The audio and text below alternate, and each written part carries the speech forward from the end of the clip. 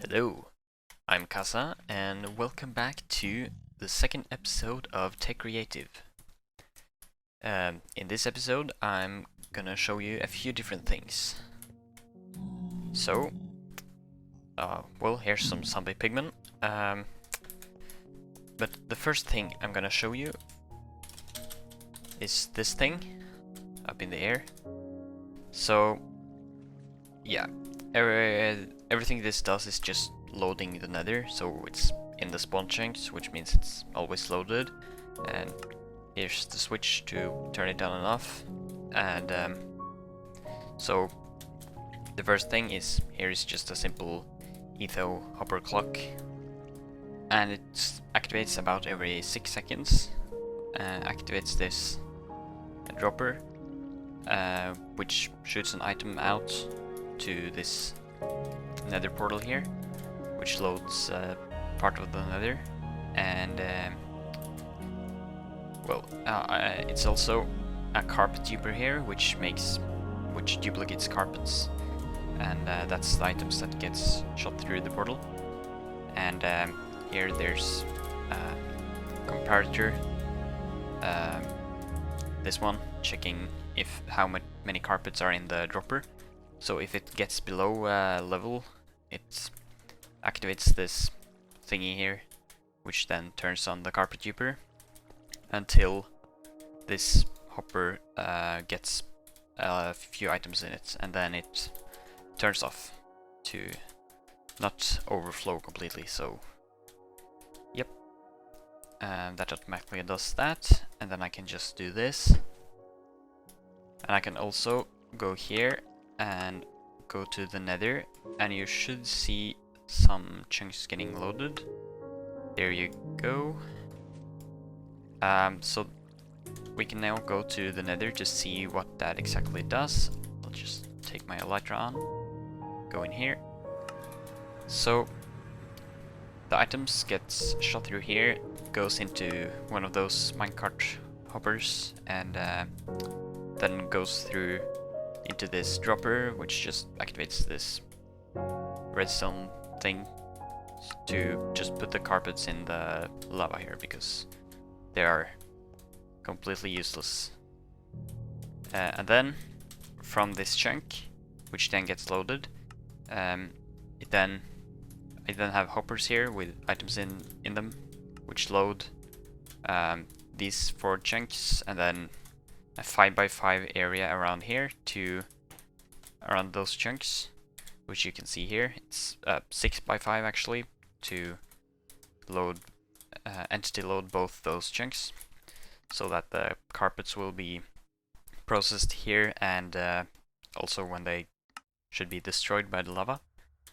And yeah, I also have, as you can see here, a little chunk loaded line down here, which just loads over here, so that this mob switch is also loaded. So I just added a mob switch, the exact same one as I have in the overworld from the first episode. And that's it for the nether. I can also use this loader to do, I can have like chunk loading lines out from this to load other things in the nether. So it's just nice to have a way to always load the nether. And the next thing is right here. This is a Permaloader. It's currently on. If I go to the overworld here, you can see this line of chunks, and that's the Permaloader.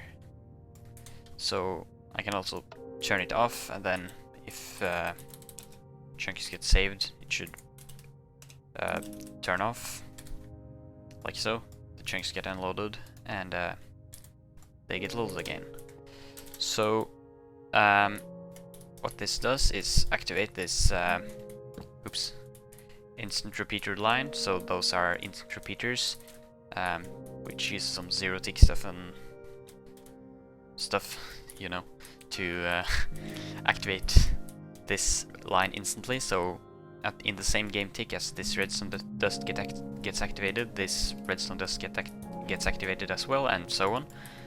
So how this works is this block gets activated, and that activates this piston, and it moves the redstone block, and once it starts moving, that piston then retracts, and since the redstone block is no longer like a block there, so this piston starts retracting, and therefore this block is no longer there, and this piston is no longer activated, so it instantly gets activated and then not activated again, and therefore it instantly pushes this redstone block over, which is called like a 0 tick.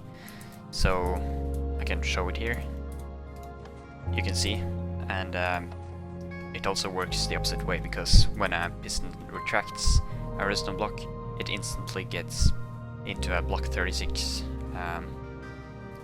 or whatever it's called, and then the redstone is no longer powered. So it works both ways. And that goes over here, and then right here there's another piston here which activates those hoppers, so I can toggle if they load those chunks or not, and just more instant repeaters doing the same thing. And here we have the actual Permaloader.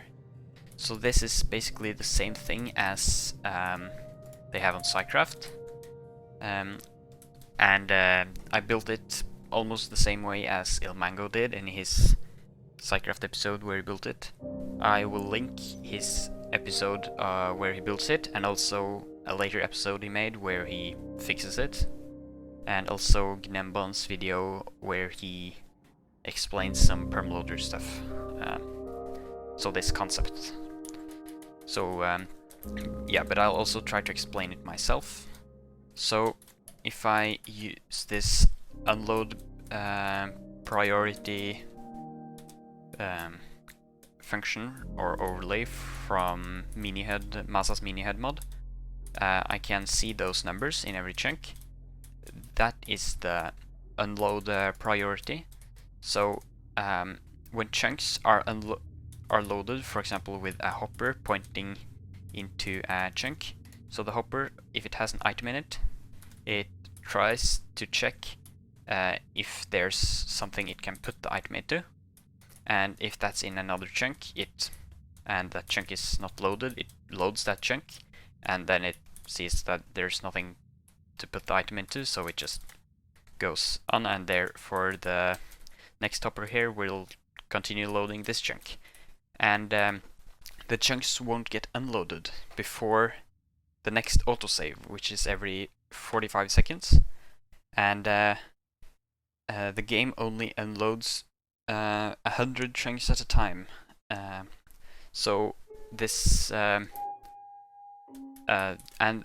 it unloads the chunks with priority 0 or the lowest priority first. So this Permaloader is basically hoppers loading priority 0 and 1 chunks on the world diagonal here, which is basically, as you can see up here, 100, 100. So it's chunks from 0, 0, and diagonally in every direction are priority 0, and priority 1 chunks are always just, as you can see, priority 0 here and priority 1 here. That's on 3, 1, another number, 1, another 1, and so on. And that's the only place you can find priority 1 chunks. There are no other priority 1 chunks. And what this does is loads 100 priority 0 and 1 chunks, so that if you have some kind of farm or chunk loaded area another place, it will never get unloaded a single tick, so that you can so it won't break if you have like pistons or something. So this Permaloader is everything that gets unloaded every autosave, and then it instantly loads itself again. So those 100 chunks are ready for the next autosave, which is very useful if you have like a thing that is that gets broken if it gets unloaded. even if it's just for a single tick. So here it's just instant repeaters to instantly activate or deactivate those hoppers so that you can instantly turn on the Permaloader if you want. Those hoppers just point into those chunks to load them with items in them. And I don't have hoppers here to load those higher priority chunks. I always load to the left here to continue loading, because you can't load just diagonally. But I also load all the priority 1 chunks if there are priority 1 chunks on the side here. So here I have a hopper pointing this way to load that chunk. Here I don't, because it's priority 15, so it can be 15 somewhere else. And I have a time lapse of me building part of this, but that was another version before I did this, so I've modified it afterwards, so I can just show that time lapse now.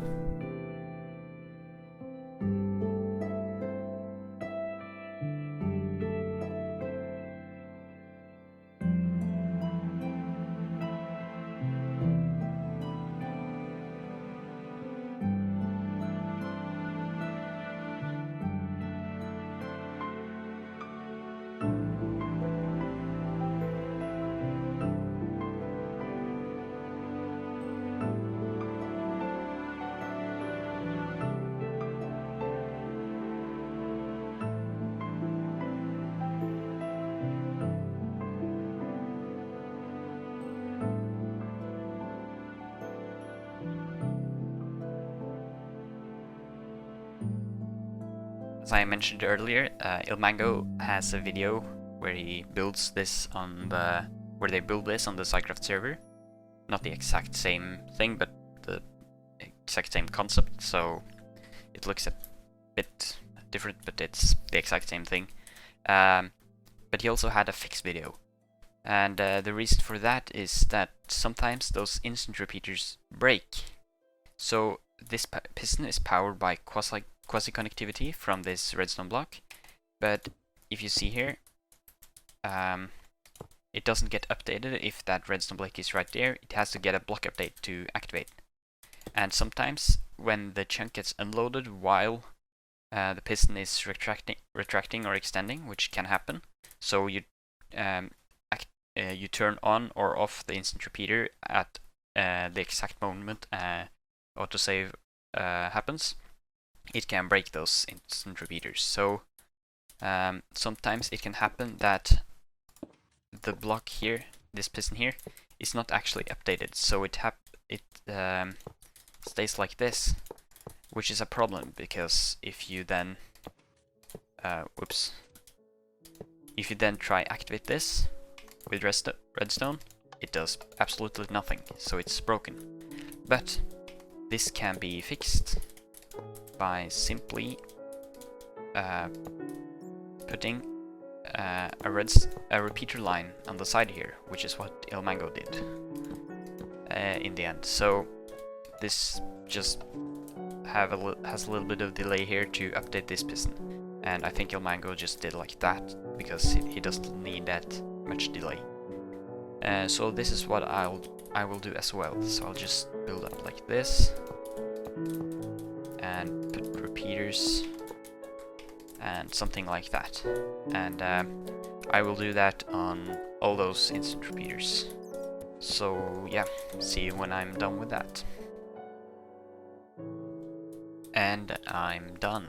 I have now built like all those repeater things at all the instant repeaters, and I also added droppers over all the hoppers, because why not? You know, lag and stuff. And I don't know actually if the hoppers check for items above them if the chunks aren't entity processing, but I guess I would be in the area at some points as well, so why not? Yeah, so I just built those all the way, and then I built droppers above the hoppers on the way back. And yeah, that is actually it, I think. Nothing else I need to show in this video. So I'll again try to stream sometimes and try to make some videos, but it won't be too often, as I said last time as well, because you know, school and stuff. So yeah, hope you enjoyed the video, and see ya.